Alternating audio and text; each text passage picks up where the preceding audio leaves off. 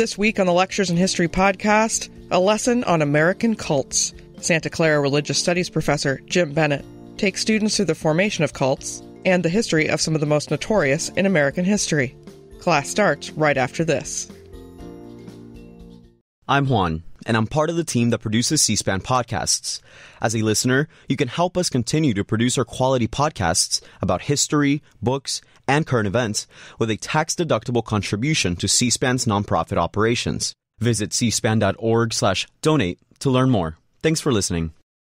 Welcome to the next to last class in Inventing Religion in America. And we are finishing up our conversation about the Branch Davidians, and in particular using Eugene Gallagher and James Tabor's book, Why Waco, to shape our conversation. As I think I explained at the beginning of the course, or at least the beginning of this section, since this is one of the three movements that we're spending a lot of time on, the reason that I like to end with the Branch Davidians and to end with this particular text to talk about them is because it seems to really bring together a lot of the big themes that we've been talking about over the course of the quarter. So on the one hand, we are finishing up our conversation about the Branch Davidians, but on the other hand, we're really using the entire course as a text to lift up these points. So here's the agenda for today. I want to spend some time talking about the cult perspective, which really is the anti-cult perspective, and then apply that and talk about how that shaped the events that took place in Waco with the Branch Davidians in 1993, and then think through some of the consequences and implications of what happened there, and then of the way that the word cult has been applied in that context and others. So that's roughly the agenda for today.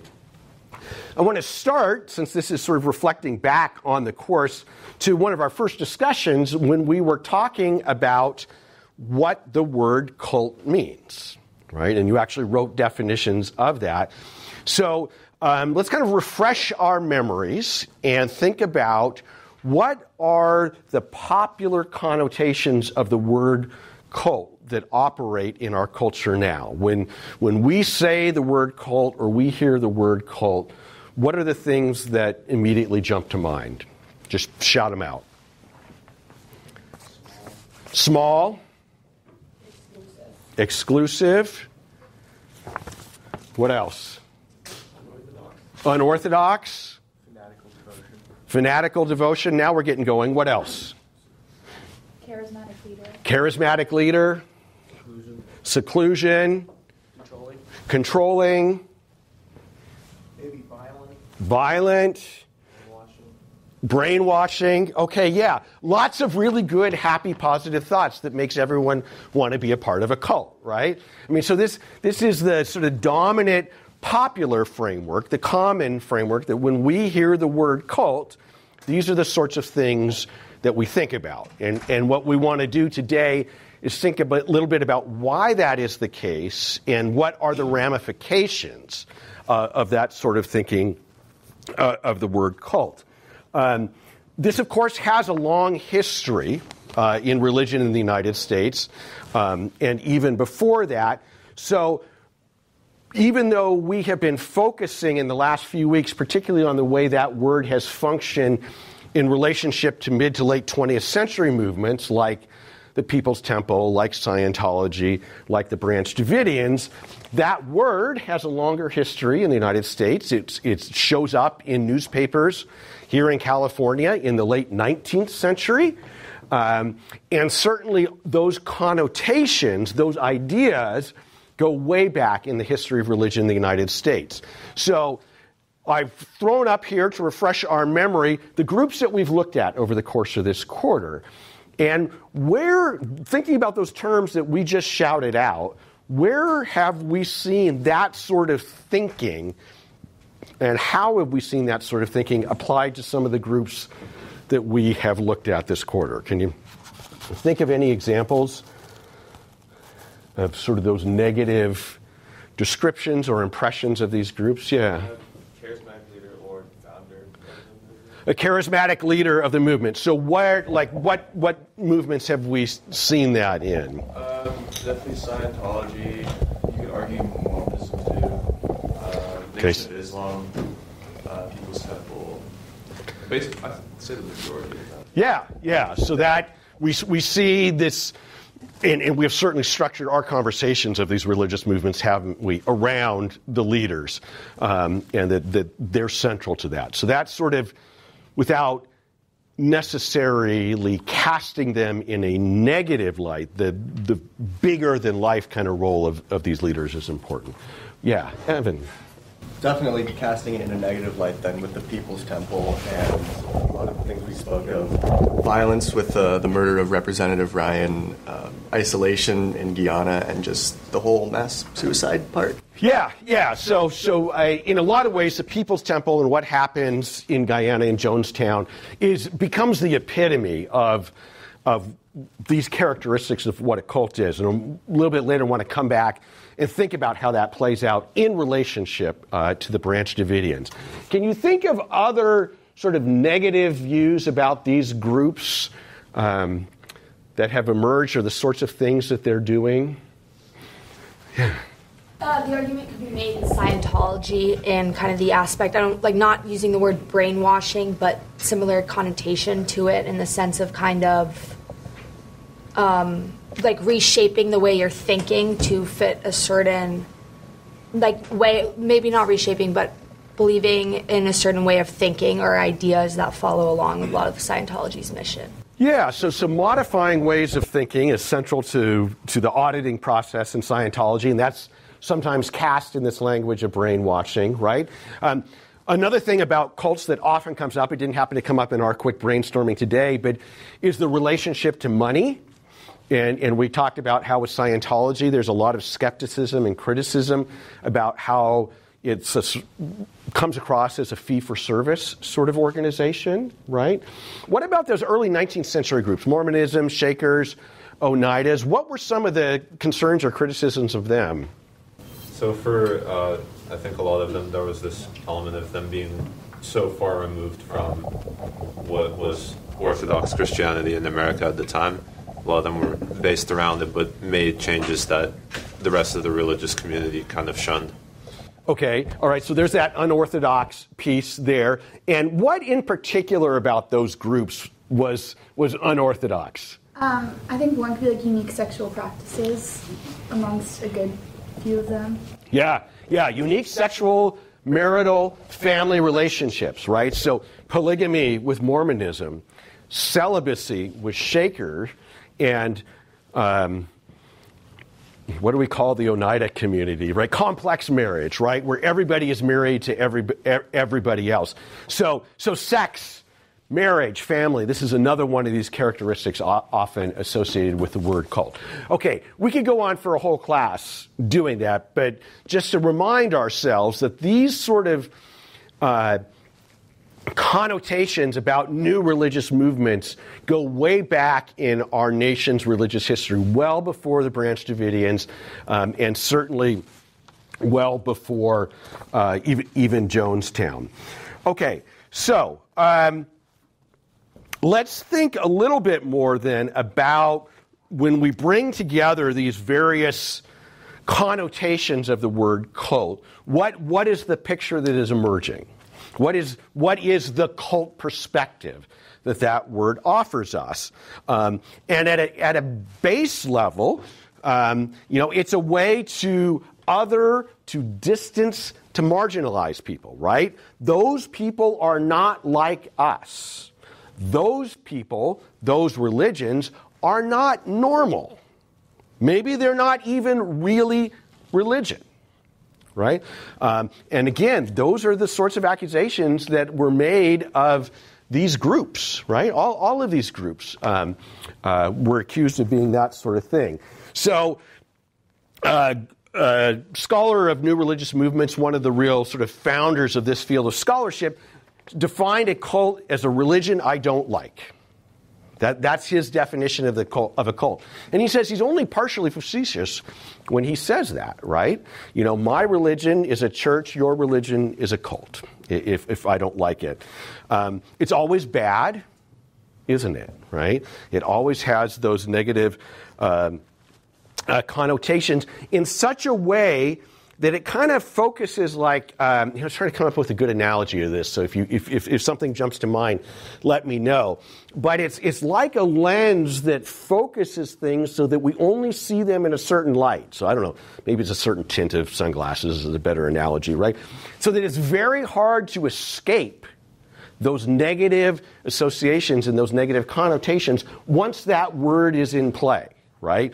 It's very hard to get past that. It's so pervasive.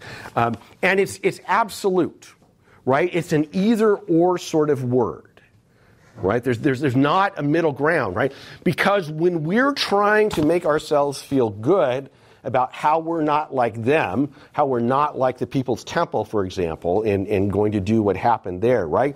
There cannot be middle ground. There cannot be gray area in between. There needs to be a firm barrier, doesn't there, so that we know which side of that line that we're on.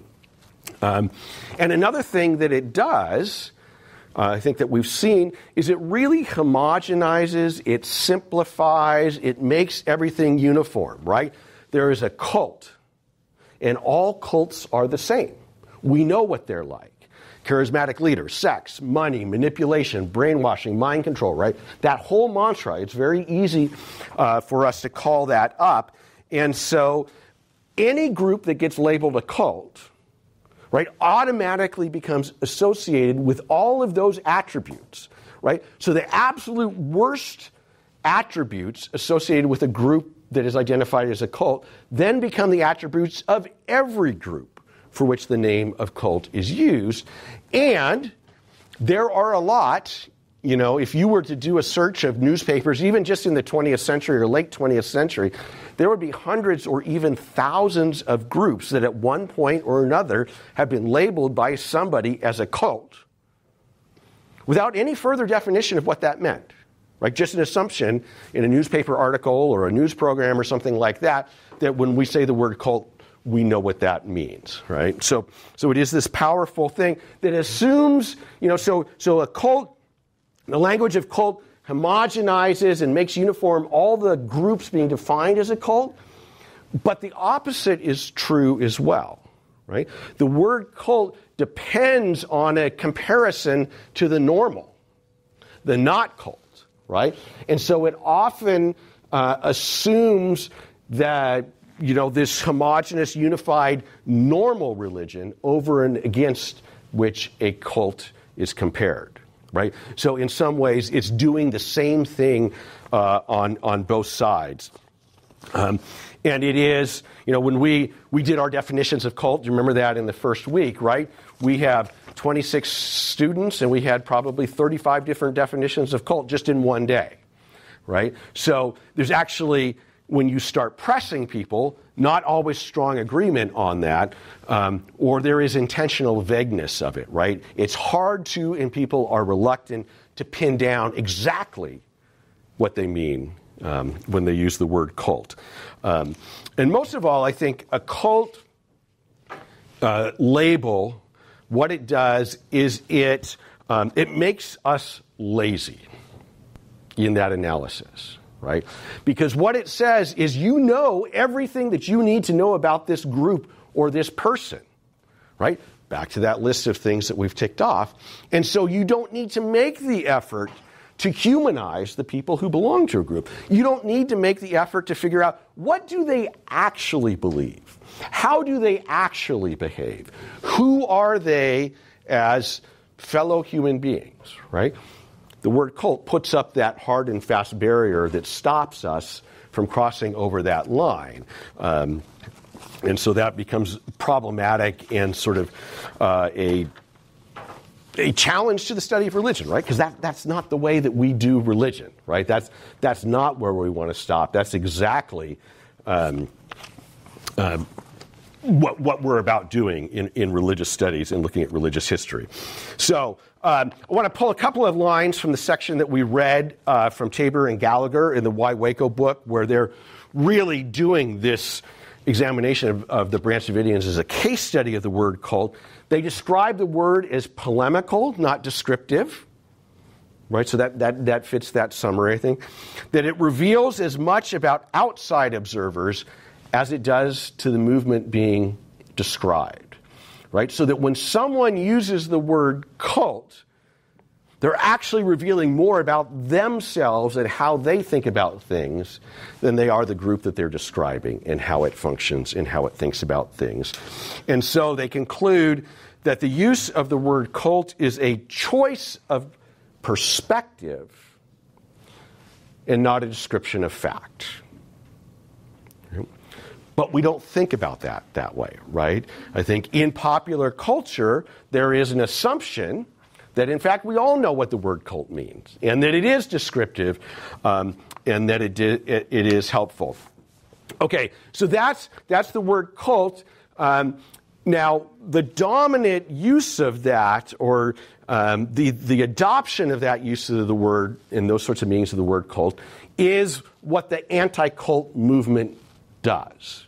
Right? So basically, the anti-cult movement, which really emerges in the early 1970s and goes through the mid to late 1990s, is a somewhat loose organization of folks who are basically presenting this cult perspective as the way to understand what we've been calling new religious movements. So in some ways, when I say the anti-cult perspective and the cult perspective, I'm talking about the same thing. The anti-cult movement is just sort of leveraging or weaponizing that sort of language. And they have been quite successful in doing that, right?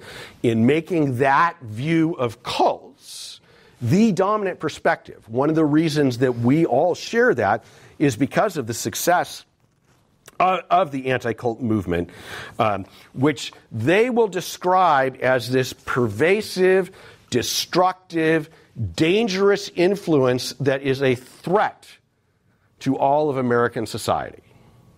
And so it needs to be dealt with, and it needs to be stopped. Now, this movement emerges in Southern California in the 1970s by some parents whose children joined some of these new religious movements emerging in the 60s and 70s, and they were distressed that their college-age and young adult children were dropping out of college, that they were leaving their sort of successful careers as nurses and business people and teachers and so forth to go live on a commune under a charismatic leader with alternative marriage and sexual and family relationships. And this is not what their kids were supposed to do, right? Like good middle-class white families. And so they began to cooperate and find ways to get these adult children out of groups. And that often involved literally kidnapping or removing them against their will and trying to convince them to leave the group in a process that they called deprogramming. Right? But this is the origins of the movement that will come to so influence what happens in the Branch Davidians. So for those of us in California, it is a homegrown movement. Right? As those parent groups began to connect with each other, they began to be a little bit more organized and to offer programs, educational programs to schools, colleges, universities, law enforcement agencies, parent groups, to get out the message about how dangerous cults were, right? And notice how they're using that language as this uniform, homogenizing things. They're not saying, we're talking about how dangerous the XYZ movements are, just that cults are. Right, so you see that uniformity thing. They start to establish themselves as a resource, as experts on the topic. If you want to know about cults, contact us and we will give you information about this dangerous trend taking place in the United States. They became supporters and referral services for people who did that deprogramming, that sort of kidnapping and removing folks. And they got to the point where at a couple of moments in time, they're even advocating for legislative hearings and for changes in laws that would restrict the ability of the groups that they called cults to function. None of those laws ever passed, but there were a number of hearings held in various states around the country. So that's what they're doing. Now, it turns out the anti-cult movement is not very big relative to the size of the nation, right? It's mostly made up of family members of people who were in these sorts of groups and of people who had been a part of them and left, right? Those are the two groups of people that were really opposed to cults. And so they really form the core of the cult and anti-cult network. And much like the word cult does, right, they're using language to evoke passion and emotion rather than fact and objectivity to whip up concern about them. And central to this rhetoric of the anti-cult movement, and the cult language suggests, is this notion of brainwashing and mind control, right?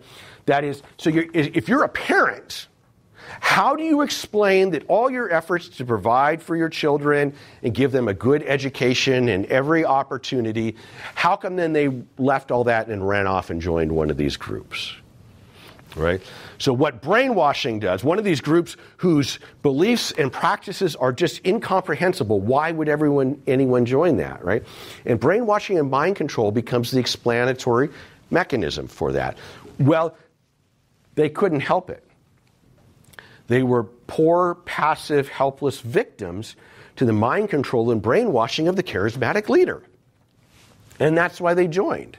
So mind control and brainwashing become this way to explain how these groups recruit members and how they retain them. Right? And notice then what that does is that alleviates blame or responsibility for the families and for the individuals who join. Right? Because they were acted upon by this sort of irresistible power and the use of mind control of these religious movements. Now, that raises questions, doesn't it? Because very few people actually join these sorts of movements. So if everybody is vulnerable, right, as these anti-cult movement groups suggested, the parents would write, it happened to me, it can happen to you. Anyone is vulnerable to this. But if that's true, why did so few people actually join? And why did most people who join end up leaving entirely on their own, right? So there's this disconnect between that explanation and what actually happens. But it is worth noting that despite the small number of people who actually have a personal experience with one of these new religious movements, either themselves or an immediate family member, the thinking and the movement actually has a pretty sizable influence, right? Because we all know what a cult is, right? And that's a large part, not exclusively, but largely the work of the anti-cult movement to spread and promulgate this notion of what a cult is and the danger that they present. Okay, another way that the anti-cult movement frames what it means is they try to play off of a sort of, God, nation, and apple pie, kind of what are understood to be, sort of fundamental American values, right? So one of those is freedom. So the anti-cult perspective says that cults deny people's freedom because of that mind control brainwashing thing, right?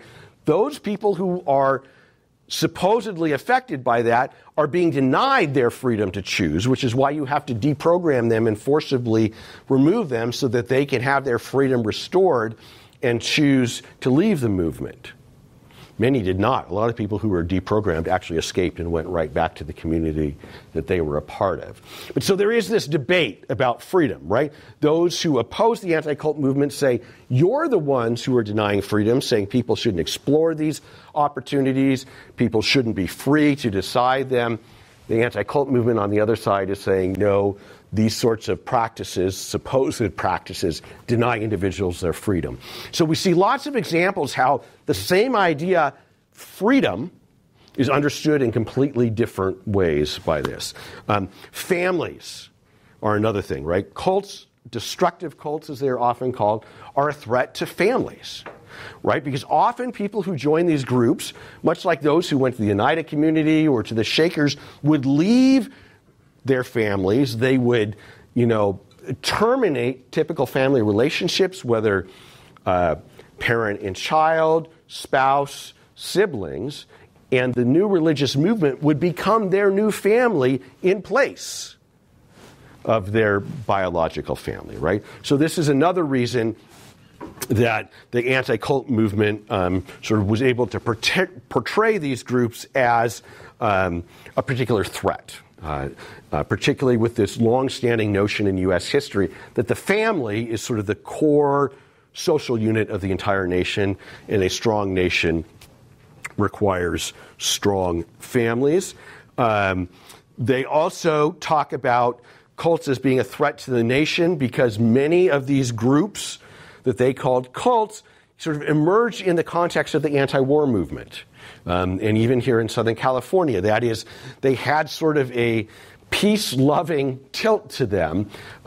They had sort of a economic socialism or communism sort of orientation, not in a political sense, but they shared resources. They were communes. Again, like a lot of those 19th century groups that we looked at. But in the context of the Cold War and the evil communists in China and the Soviet Union who were atheists and not capitalists, right? Some of these groups seem like they acted more like that than they did American values. And we saw that in Jonestown, right? I mean, Jim Jones in the People's Temple, he increasingly advocates this socialist, even communist perspective and talks about the possibility, perhaps even of relocating to the Soviet Union. Okay, the anti-cult movement picks up on the charismatic leader, but that the leaders are not only charismatic, but they're crazy. They're psychologically unstable, and this makes them dangerous, right? And if they can combine mind control, brainwashing, and they're crazy in the way that they lead and manipulate people, this is obviously a big danger that we should be worried about, afraid of. And so they lift up this sort of triad of characteristics, especially the crazy leader, the brainwashed members, and the tendency towards violence. Right? Initially, that tendency towards violence, the Manson family, again, here in California, is the first example of that. But then in 1978, with the tragedy of the People's Temple in Jonestown and the mass murder-suicide there, this becomes another example of how cults are violent. Right? And remember that homogenizing uniformity kind of thing where the characteristic of one group becomes applied to all, right? Jonestown particularly reinforces that notion of being dangerous and violent. The anti-cult movement creates a whole sort of network of professionals. Deprogrammers are one group. It's not really a profession that you train for. It's just sort of a self-appointed thing. But there were a handful of academics, of lawyers, of doctors who all sort of confirm particularly this mind control and brainwashing framework and the craziness of leaders. It was a very small set of academics, physicians, and attorneys, and they show up over and over, but they were constantly invoked and relied upon by the anti-cult movement to reinforce these notions of crazy leaders and brainwashed members.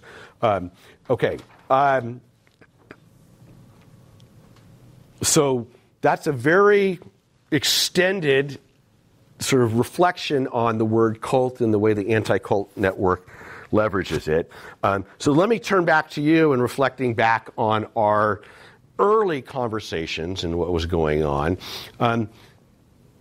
Over and against that popular conception of cult, are there alternative definitions that we might think about that don't necessarily follow that path?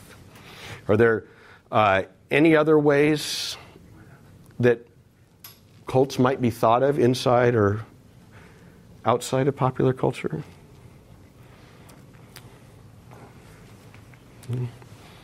Any Stark and Bainbridge? Yeah. I was just thinking that they could be thought of as like the early stages of a religion. Yeah, great. So they could be thought of as the early stages of religion, right? Because that's the first meaning of the word cult, right? It meant worship. That's not a judgmental or value-laden term, right? It's just a description of something, right? So that's one way that's sort of a neutral way to think of it. Can you think of others that we have encountered? Yeah. That's imported or innovative in nature. Okay, a movement that is imported or innovative in nature. Where are we getting that? Where did we learn about that? Yeah, from Rodney Stark and William Bainbridge, as sociologists of religion, right, whose definition we studied. And it's not perfect, but they try to frame it, right, in a way that has often been used to describe cults in a neutral way. They're new religious movements. They're new. So in that way, every religion starts as a cult because at one point it was new. And it's just a way to describe that, right? And so in this sociological perspective, right, they are defining a cult as one kind of new religious movement where the ideas or the practices are either entirely new or they are new to the context where they take place, right? And then they mention sect as another type of new movement, and that's different from a cult because it's a breakaway, right? It breaks away from an existing tradition in an effort to try to reform that. So here we have in the early 70s, sociologists offering alternative understandings of what a cult might be. All right, question for you. How come we academics have not been successful in winning the battle over the meaning of the word cult? Right? Why is it so hard to overcome or challenge the broad descriptions that so characterize popular culture? Yeah, I think it's very much an issue of can you get the toothpaste back in the tube after society has viewed cults as negative for so long, and then academics try and kind of define it in, at least to the layperson, sort of dry perspectives. So I think that's dry language? Yeah. I mean, these are not terms that we normally use, right? Academics aren't exactly charismatic leaders, right? And charismatic presence. But the toothpaste thing is a great example, right? I mean, or the cat out of the bag, or the camel's nose under the tent, right? It's just you can't undo this, right? And so in some ways we're stuck with what we have, and that begs the question of what to do, but we can circle back around to that at the end. But it is the reality that we live with.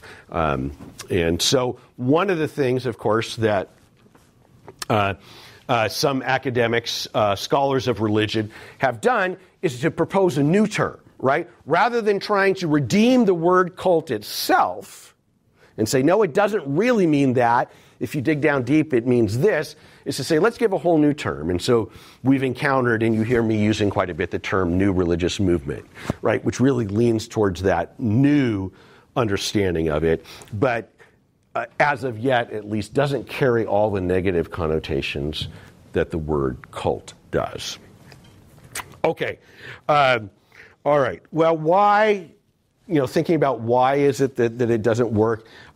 Just a few images, in popular culture, in magazines and newspapers, in TV dramas, right? This notion of brainwashing and mind control continues to come up over and over and over, right?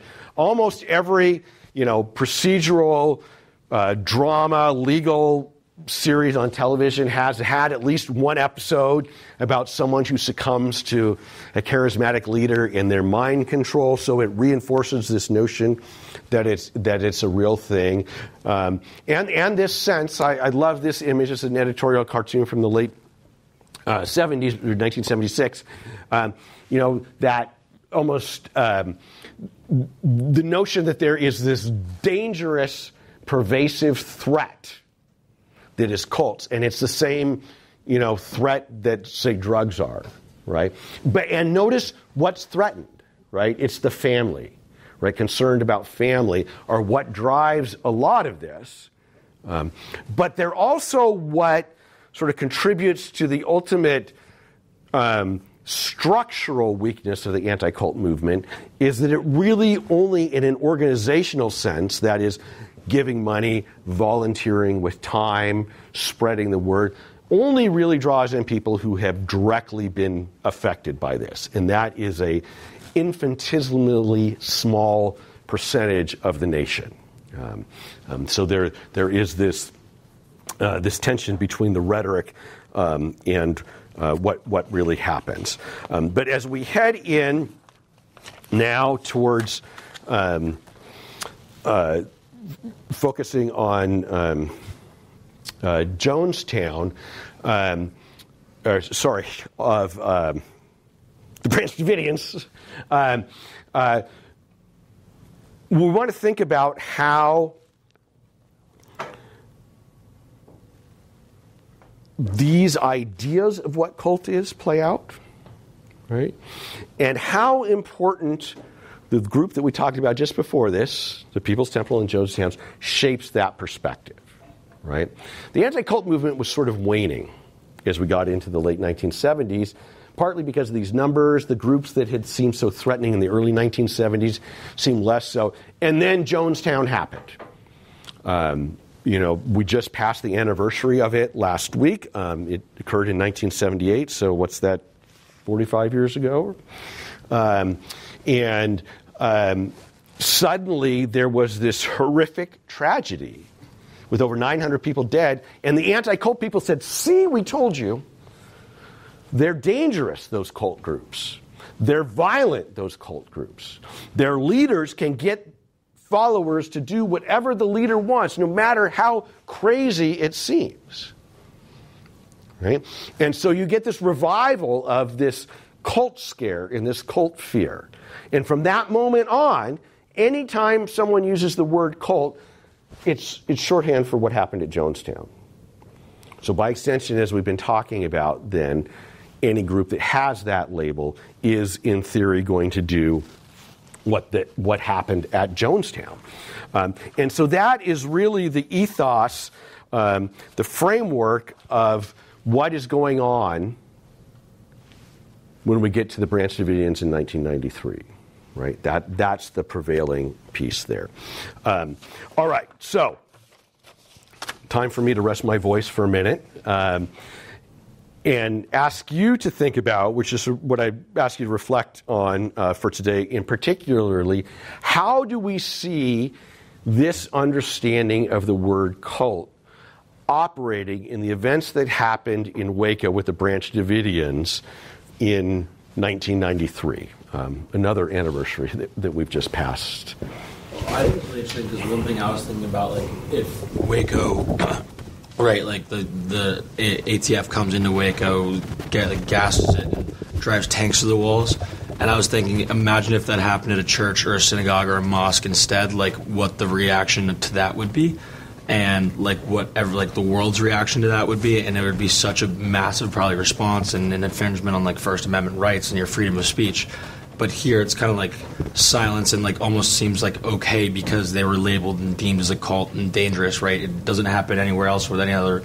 Like if it did, it would be a huge, massive response. But here it's more deemed as like acceptable just because they were labeled as a cult. Yeah, that's a great example. That the lives of people who are in cults aren't valued the same as other lives, right? It's okay that And it seems that there was, a sense that if you could label this group a cult, people would be on board with the action that you took. And when you look at the media responses and, interviews on TV and call-ins to radio shows during this 51-day standoff, there was a lot of that sort of sentiment, go in, they're crazy, it doesn't matter, they deserve it, they earned it, it doesn't matter, right? But look, these are the people who were in there. Right? These are real human beings. Are those lives that are worth less than the lives in a church or synagogue or mosque? Right? But that's one of the things that the word cult does, and it very much was operating there. Right? That it sort of was at least tacit approval, both for the initial serving of that warrant on February 28th over gun violations with 76 armed people and cattle trucks full of, full combat and riot gear. And then for the April 19th, when the FBI went in and said that they were getting folks out. And that shaped all of that, right? And in fact, the word cult appears, right, in the affidavit that is initially submitted by the BATF. Right, to a magistrate, to a judge, to get the warrant to go in. And they kept using the word cult as if somehow that word was relevant to a warrant about guns violations, right? But it shows the power of that it sort of justified that. Okay, how else might we see the word cult operating in what is going on there? Well, I was thinking more of the negotiation part, right? Okay, yeah. Because at least with the FBI negotiator, they kind of labeled it or dismissed it as Bible babble or whatever, or nonsense, and that definitely could have been influenced by their notion of cult and they're thinking they're crazy and whatnot. Yes, so say a little bit more. Why? How would that lead to that conclusion then? Well, they would have this notion that they couldn't really talk to him or reason with him because they thought they were a cult, right? So if you try to negotiate with someone without reason or because you think they're a cult, then it's obviously not going to work. Yeah. So you've got this crazy guy you're talking to, but you don't actually have to listen to what he's saying because he's crazy and that's all you need to know. So anything that he says is irrelevant to the goal, right? And the FBI goal is to get the people out, right? During, after the standoff that happens on the initial raid on February 28th, that those next 51 days, from the FBI perspective, were all about getting the people inside out. And therefore, what Koresh said really didn't matter. He was just crazy, right? And even sort of the experts they brought in to evaluate him understood his language in the same way, right? That it was just crazy Bible babble. Now, what was it that he was doing? What do we know about what Koresh was talking about?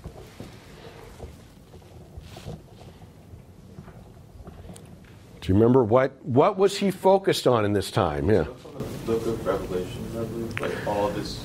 All of his language was from that. Yeah, he was focused on the Book of Revelation, right? He was interpreting a very small section of the Book of Revelation, and that is what the negotiators and the psychiatrists and psychologists called Bible babble. Yeah, were you? Yeah, and it closed down all opportunity for them to see the three experts as a viable solution. Say more. What closed it? So cult leads to this term Bible babble circulating amongst the FBI agents and the media, and that almost immediately closed down all effective avenues of using those people to reach him. Right. Yeah. They didn't need people who knew what that Bible babble was about, right? Because they were dealing with a crazy man, not a Bible scholar, right? Yeah, just wanted to be heard, right? So let's pause at this moment then and think about another piece of the anti-cult movement perspective is that the rise and the emergence of cults is a new and increasingly dangerous phenomenon, right? That there's something about the late 20th century that has made these groups more prolific and more dangerous than they'd ever been. Hogwash. There have been new religious movements as long as there have been people on earth, right? There, as we have seen this quarter, there have been a host of new religious movements in the United States, right? And even the Branch Davidians, what they were doing was not really new, right? So, one of the things that we've done all quarter is talk about what's new and what's not new as a way to think critically and compare the groups we've looked at. So, what is not new about the Branch Davidians? What have we seen before in the Branch Davidians? I think the main thing that stands out is David Koresh's foundation of pretty much interpreting scriptures of going back all the way like Martin Luther in the 16th century, sola scriptura, right? Yeah. It's about as far back as you can go. Yeah. All right, my work here is done. Yeah, we have seen this notion going at least all the way back to Martin Luther in the Reformation of people interpreting Scripture for themselves to see what it means, right? And what in particular is Koresh trying to figure out in his interpretation of Scripture? What is he curious about? What is he trying to discover here?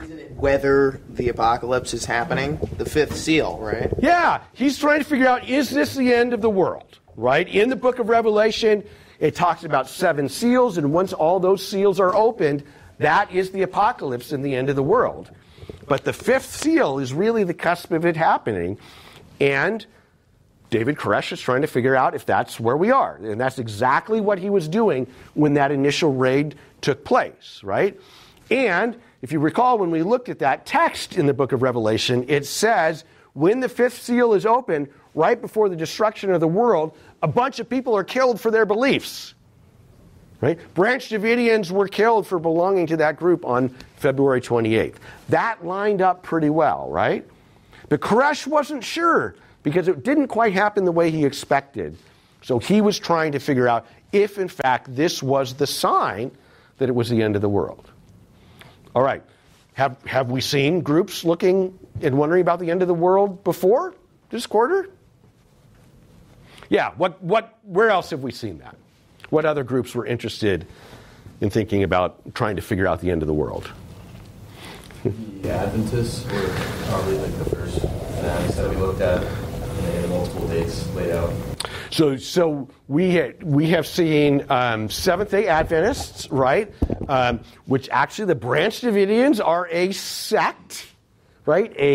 A breakaway from Seventh-day Adventists, right? So they're not new in any sense of the word.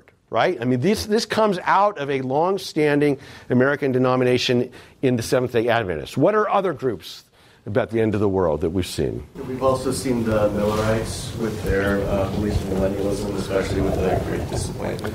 Yeah, so the Millerites in the 1840s were the first big group that we saw that was really focused on this belief that the end of the world was near and trying to figure out what that was. The Seventh-day Adventists actually emerge out of a group of Millerites. Any other groups that have focused on the end of the world? Latter-day Saints. Yeah, and actually, I think we could go back to that list, and in some sense, almost every group in American religion has in some way or another looked towards a end of the world is going on. Jehovah's Witnesses were another group, right, that set a lot of dates of what's going on. Shakers and Oneidas were engaging in their behavior to help bring about the millennium. So the point being here, maybe I'm hitting this a little bit too hard and being pedantic, right? But the Branch Davidians did not fit this framework of a new and super dangerous group that hasn't been seen before, right? Virtually everything that the Branch Davidians had done, we've already seen in American religious history, whether it's groups that they derived from, like the Millerites and Seventh-day Adventists, or other millennial groups like Mormons and Shakers and Oneidas. All right, so that's just a sort of another framing here to challenge the anti-cult perspective. Okay, other ways that you have reflected that cult shapes the events that happened at Waco?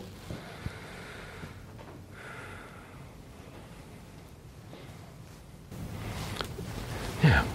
I think that the media really contribute to like the public's view of the Branch Davidians, which can also influence like the government and the federal law enforcement agencies that were involved in this, like what they believe about the group, because the media was kind of portraying them as a cult and in a very negative way, which kind of shaped the perception of the public. Okay, yeah, so the media plays a really big role here. Why do you think that is the case? Why?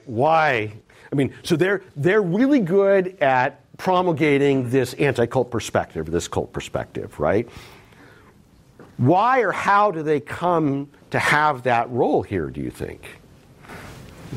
I think there's certainly some value to be had in tracing all the way back to like Jonestown as well. Like if we think about the people who were leaders in the response in 1993, a lot of those people were like early in their careers when Jonestown happened, so they kind of looked to that as like, this is a model on what not to do, and that even if it wasn't necessarily that explicit in their minds, it was certainly kind of like seared into their memory, and then like later exposure, it kind of just like builds sort of like a confirmation bias almost throughout their career, and then that's kind of where it culminated. Yeah, no, that's a great point, particularly about the confirmation bias, because that's one of the ways stereotypes work, isn't it? That we get these stereotypes, and then it functions like that focusing lens or something, and you tend to see the things that reinforce that and to ignore the things that don't. And so that's already at work. We see the Jonestown piece looming over there, right? Newspapers and media in general love an atrocity tale or a morality tale. I mean, this is good news, right? But the flip side of that is the anti-cult people, right? What actually provokes a lot of this action in Waco is that some anti-cult members, remember Mark Brault, who had been a former member, so that's one type of anti-cult advocate is former member, and then some of the other anti-cult groups here, right? They want to get after the Branch Davidians for various reasons. And so they rely on the media, right? They go to the media and say, you ought to look into what's happening here, right? So the anti-cult movement is very good at feeding the media that perspective. The media then offers that. Government, it just becomes this reinforcing circle here, right? And information, sort of the same information is used and reported over and over again. Right? That article in the Waco Tribune actually borrowed very heavily from I think it was an Inside Edition Australia expose piece that Mark Brault had really, agitated for there. And so you get this same cycle. Now, who are they not talking to? Who is the media not talking to in understanding cults and what happens at the Branch Davidians themselves? Yeah, they're not talking to the people that are actually inside there, right? Because this is another thing that cult does, right? It assumes that knowledge, and you don't have to talk to those people because you already know everything you need to know, and they're brainwashed or they're crazy, so they're not really a reliable source to go on, right? And the same thing with religious studies scholars, biblical scholars for that Bible babble, right? They're crazy. They're mind control inside, so the perspective of what that religion is about is not relevant to what's going on. Okay, so the media once again is very important here.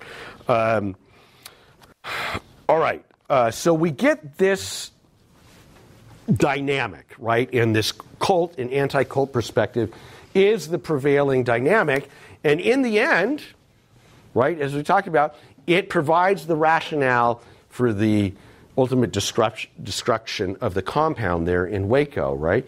When the FBI decides to go in because Koresh was crazy and doing Bible babble and holding people there against their will, which they weren't, right? The FBI thought they were hostages, but they were in there waiting for the end of the world, right? So that nothing was going to change, right? And then added on to that, do you remember there were reports of child abuse, right? And that really fueled the ultimate decision to go in. Turns out the Texas Department of Child Welfare Services, or whatever the proper name for that agency in Texas, had not found sufficient information for that. But again, this is the way that the word cult plays in, right? It evokes those sorts of concerns too. So if there was a cult, it was not hard to believe that sort of thing might go on. And so the FBI went in on April 19th. 76 Branch Davidians, including over 20 children, died in the fires that resulted in, I think, 11 people survived, came out alive. Now, the other piece that informed this in this cult language, again, is the specter of Jonestown looming over what's going on, right? And because of that, to call it a cult was to know what was going to happen in the end. People were going to die, right? And it became a self-fulfilling prophecy, didn't it? Because they did. The question is, did they have to? Tabor and Gallagher make the claim that the use of the word cult is responsible for the deaths that happened at Waco. What do you think of that? Was the use of the word cult so powerful that it can be held responsible for the deaths that happened at Waco? I kind of agree. It goes back to what I was saying earlier, is if they use a different terminology, if they called it like a church instead, I think the response there is less violent. And I think, like, again, the whole news media coverage takes a different spin on everything. And so I think at the end of the day, the BATF and the FBI take a different approach because they are worried about a kickback or response. But again, that cult kind of gives them that protection to do what they want, and everyone in the media and who's like consuming this media is going to be like, okay, they had to do what they had to do because it was a cult. But again, if you view it as a church or something, I think that takes away the violent options that the government like agencies have. Yeah, I mean, if you imagine replacing the word cult with church or synagogue in that affidavit for the original serving there, it probably would have made the judge absolutely refuse to do it. Yeah, I mean, which is a real compelling example of the power of that word. Yeah. Just building off that, replacing the word cult with church. I think it was hours-long videos that Koresh had filmed of the children and families inside, basically like testimonials saying like, I'm safe, I want to be here, I love David Koresh. And those, certainly if it had been a church and not a cult, would not have been like blockaded from reaching public eyes and the media and stuff like that. Yeah, yeah. So words matter, right? Language matters. Yeah. I think also that these anti-cult movements like deemed the followers as the kind of brainwashed individual. It made it a lot easier for it to become this like hostage type situation, whereas it might not have actually fit all of this criteria to be a hostage situation, but since it was kind of deemed a cult, you saw Jonestown, and clearly people thought that any type of like government intervention with these movements would result in mass suicide. So they kind of just went into this knowing what the outcome was going to be. Yeah. It really does take away from the agency and individuality of the people there, right? So it's this notion of, I can't understand why somebody made that choice, so something must be wrong with them, right? In that distancing. All right. So when we think about the way that Jonestown informed what was going on here, I just want to point out, right, that what that did was stopped a lot of this exploration of what this movement was about, because in point of fact, the Branch Davidians and the People's Temples are very different, aren't they? What are some of the ways that the Branch Davidians are different than what the People's Temple was like and what happened at Jonestown? Yeah. The book talked about how the Branch Davidians weren't as isolated. Like, they were in the real world. They worked outside, went to local schools, and like attended mainstream. It talked about like music clubs and restaurants. So they weren't this isolated group like Jonestown was, and that if authorities had known that, it could have really shaped the way they went about negotiations, but they were so focused on kind of what happened at Jonestown and like reflecting that onto the Branch Davidians that they didn't actually explore the reality of their group. Yeah. And even if they had talked to local law enforcement, right, they would have known that there were constant interactions and not the suspicions. And so the federal agencies actually went around the state and local ones, whereas the People's Temple is increasingly withdrawing eventually all the way down to South America and trying to create this isolated and separate community. Good. Other ways that you can think of that the Branch Davidians and the People's Temples are not the same that would undermine that claim? Yeah. Although some people in Jonestown were armed, I think like the level of armament at Waco is a huge difference. Like stockpiling weapons, illegal or illegal, however they were purchased, and then over 1 million rounds of ammo on compound. I think draws a huge line between the two. Okay, so this is something that really marks different than anything that we've seen before, right? Which, when you combine that with the language of cult and crazy and mind control, contributed to people feeling nervous about what was going on, even though the actual violation was just paperwork, right? What they were doing there. Jonestown People's Temple had practiced suicide, right, in these exercises called White Nights, where they had sometimes not known whether or not it was laced with cyanide. Koresh insisted suicide was not what they were about. They're not going, excuse me. And Waco was not on anybody's radar before that BATF warrant was served in February, right? I mean, and it never would be. It still wouldn't be if it weren't for those events. Whereas Jonestown was increasingly in explicit conflict with the surrounding community. Even Koresh is very different than Jones. He's not claiming to be Jesus or God, just a guy who's anointed to read the Bible in insightful ways, right? Koresh is working explicitly within a Christian framework and contained by the biblical text in what it says. Jim Jones moves well beyond that to critique the Bible and Christianity and say it's a false religion. So there's a lot of differences between the two, right, that really break down this notion that what happened at Jonestown should be the driving expectation of what would happen at Waco.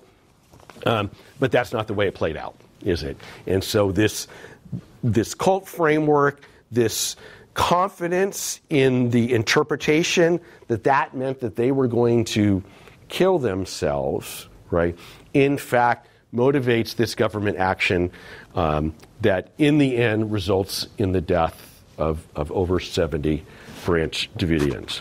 Okay, so as we wrap up here, let's think a little bit about the consequences of what happens here. In the immediate aftermath, in 1993 and 1994, much like happened with Jonestown, that anti-cult perspective sort of gets a boost, right? Because in the end, it was like, see, it happened again. Right? That's what cults do. They are violent, they are destructive, and they need to be stopped. Right? But of course, what that narrative didn't do was press further into that comparison between Jonestown and the Davidians and the way in which they were, in fact, very different groups, and that cult stereotype didn't apply, at least in the same sort of way. You see an uptick in efforts to hold legislative hearings and pass laws again to try to restrict cults. Again, not successful, largely because people realize that's crossing a line in terms of the free exercise of religion, which is sort of this foundational principle in the United States. Bill Clinton, who was elected president just before this happened, the day after the raid in April that ended in death, said that Janet Reno, the Attorney General, had offered to submit her resignation because of what happened. And he said, there's no way I'm accepting her resignation. This is my summary of his words, and I direct quotation, because of a bunch of crazy people committing mass suicide. Right? So even at the very top, that anti-cult perspective was operating. In the end, the government was cleared in multiple sets of hearings of any wrongdoing, both in 1995 in a series of hearings and then a special counsel report that came out about 2000 or 2001. The government was cleared of wrongdoing. 11 surviving members were charged in connection with the events at Waco. All 11 were acquitted of conspiracy charges, but I think 7 were in fact convicted of other crimes, including weapons violations and voluntary manslaughter. They were given, most of the people were given like 40-year sentences.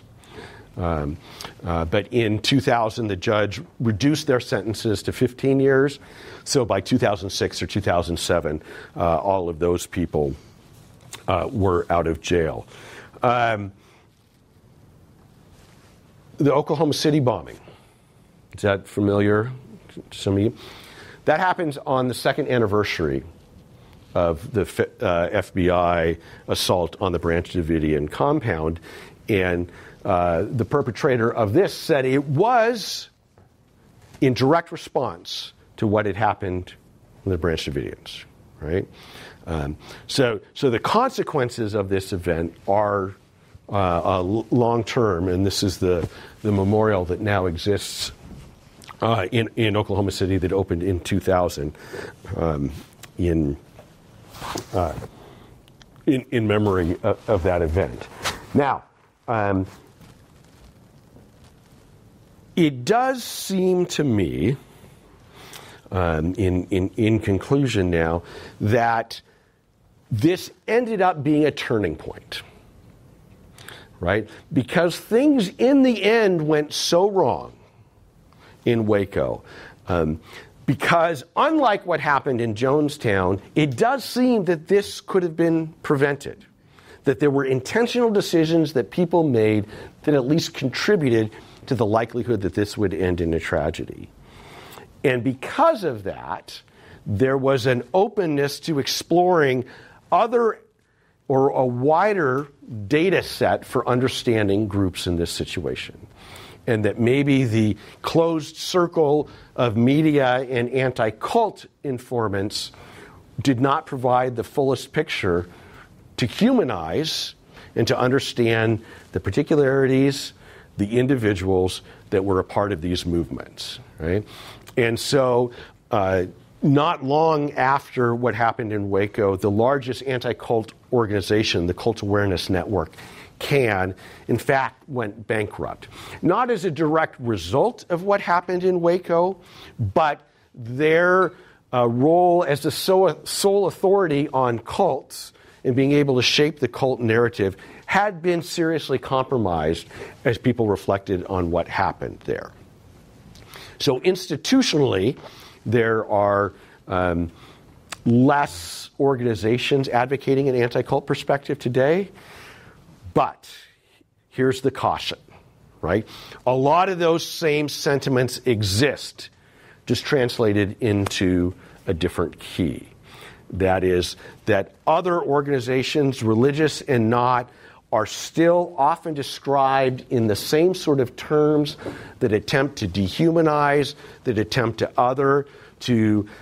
to excuse the need to actually understand the beliefs, practices, and particularly the individuals that are part of a community. And so I think the warning still exists for us that when we hear the word cult, we need to raise a red flag and say, what do you mean by that? What are you using that word to do? And what are the implications and consequences of how that word and its use or those lines of thinking play out to affect real human beings? So that is my hope for you, that in this class, that it's given us the ability to think a little bit more critically about the way that word is used and the way that new religious movements are part of a long and ongoing history that have shaped the world that we've lived in. So Thank you very much, and we will gather to reflect on those sorts of things one more time for our final class. Thanks for listening to this week's Lectures in History podcast. To find even more history content, visit c-span.org/AHTV.